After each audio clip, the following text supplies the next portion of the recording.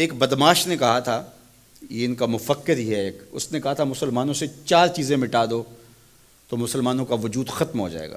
4 چیزیں جب تک ان کے اندر ہیں یہ کبھی مٹ نہیں سکتے۔ وہ 4 چیزیں کون سی ہیں؟ اس نے کہا ایک قرآن، دوسرا حج، تیسرا جہاد، اور چوتھا حضور علیہ السلام سے عشق۔ یہ 4 چیزیں اگر مسلمانوں سے ختم کر دی جائیں تو ان کا وجود توڑ کے رکھ دیا جائے گا۔ یہ بکھر بھی جاتے ہیں، یہ 4 چیزیں ان کو پھر کھڑا کر دیتی۔ تو قرآن مجید غیر متبدل ایک پیغام حق ہے اور اس کی زیر زبر بھی نہیں بدل سکتی۔ یہاں چچینیا میں اور ان ریاستوں کے اندر جب قرآن مجید چھین لیا گیا اور مدارس بند کر دیے گئے، مسجدوں کو تالا لگا دیا گیا، اور جو سبزی بھی بیچتے تھے وہ سبزی بھی دیتے تھے، قرآن کی آیتیں بھی سکھاتے تھے۔ گھر کے اندر ماں جو ہے وہ کپڑے بھی سیتی تھی اور ساتھ بچے کو بیٹھ کے قرآن مجید حفظ بھی کرواتی تھی۔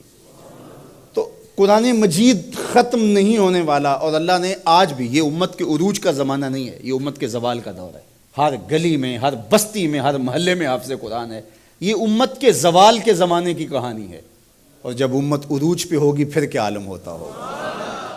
قرآن اس امت کی زندگی ہے، اس امت کی حیات ہے۔ لادینی قوتیں یہ سمجھتی ہیں کہ قرآن کو ان سے چھین لیا جائے۔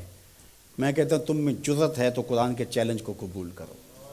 قرآن نے کہا ان کنتم فی ریب مما نزلنا علی عبدنا فاتوا بسورۃ من مثلہ۔ قرآن کی مثل ایک کی صورت لا کے دکھاؤ۔ کھربوں ڈالر تم نے خرچ کیے نا، تم نے جگہ جگہ غدار خریدے ہوئے ہیں اور ان غداروں کو تم کروڑوں پیسے دیتے ہو، تو تم اتنے پیسے کیوں لگاتے ہو؟ پیدائشی عیسائی اور یہودی عرب ہیں، عربیون نسل ہیں مختلف بلاد عرب میں، ان کو جمع کرو، اور وہ بڑے بڑے شاعر اور ادیب بھی ہیں، ان کو بلاؤ جا کے، ان کو کہو کہ یہ 3 آیتوں کی ایک صورت لکھنی ہے، ہم تمہیں اتنے کروڑ ڈالر دیں گے۔ لیکن تیرے سامنے یوں دبے لچے فصحا عرب کے بڑے بڑے، کوئی جانے کے منہ میں زبان نہیں بلکہ جسم میں جان ہے۔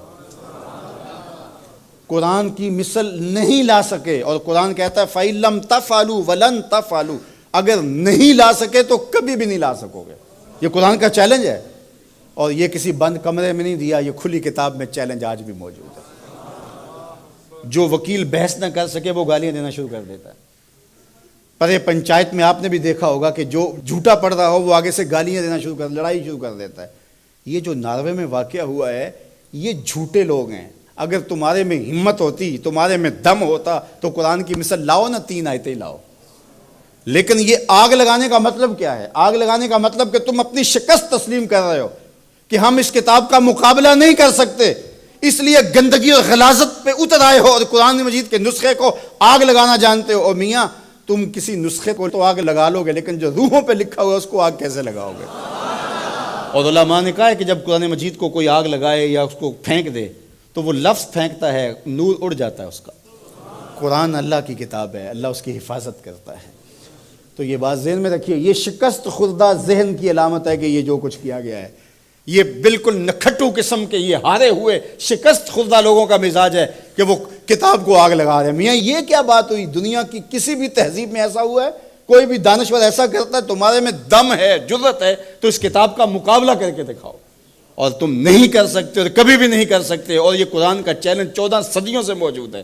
بڑے بڑے اہل سخن اس زمانے میں تھے جن کے سخن کا طوطی بولتا تھا، اور جو قادر الکلام شاعر اور ادیب اور فلسفی جو ہے وہ فصحا کہلاتے تھے، لیکن قرآن کا مثل وہ بھی نہیں لا سکے۔ تم کس کھیت کی مولی ہو؟